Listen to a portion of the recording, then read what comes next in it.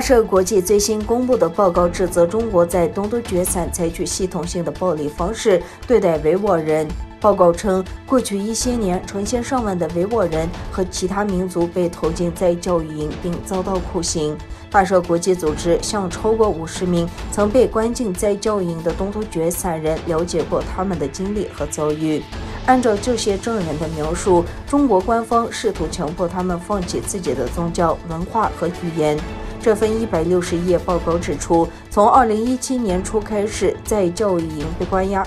东突厥散在教育营关押过至少100万人学员，另外还有数十万人被关押在普通监狱。除此之外，数百万人都遭到系统性跟踪和监视。国际人权组织大社国际本周3公布的最新报告中，要求中国迅速关闭这些在教育营，同时呼吁国际社会结束中国制造的这些反人权犯罪行为。大社国际的德国分部亚洲事务专家贝尔格曼说，在东突厥散已经成立了一个精心设计的监视系统，并形成了一个由数百个教育和改造机构组成的网络。他说，这些教育改造机构实际上就是拘留所。他说，酷刑和其他方式的虐待在那里都是家常便饭。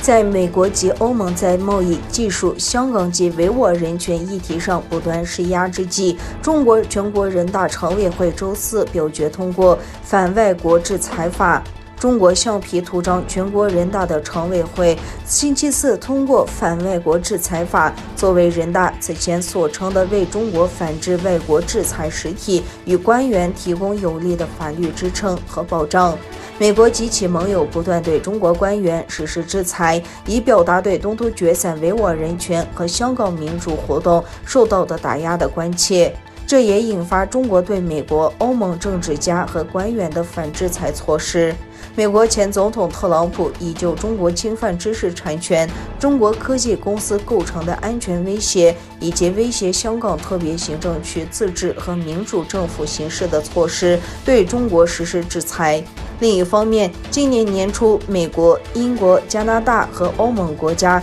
因维吾尔人权问题决定对北京实施制裁。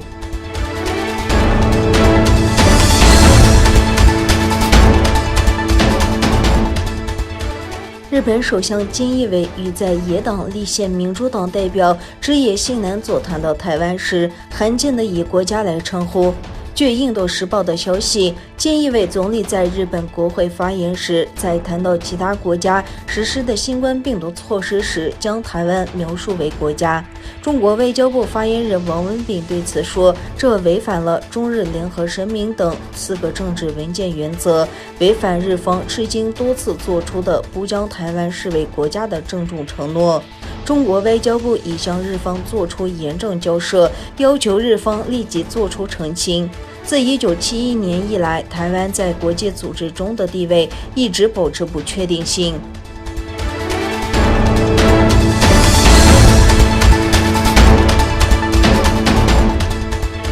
美国商务部6月10日星期4宣布，吉纳雷蒙多部长今天与中华人民共和国商务部部长王文涛通了电话。雷蒙多部长向王文涛介绍了拜登政府以美国工人为重点的经济政策，同时对中国不公平和扭曲市场的产业政策表示担忧。雷蒙多部长要求中国政府为美国公司在中国市场创造公平的竞争环境，并对美国技术加强保护，严防未经授权者的非法盗用。中国商务部当天也表示，王文涛与雷蒙多就两国商务领域内的有关问题进行了讨论，坦诚并实务地交换了意见。中方表示，中美商务领域对话交流十分重要，同意推动贸易投资实务合作健康发展，妥善处理分歧。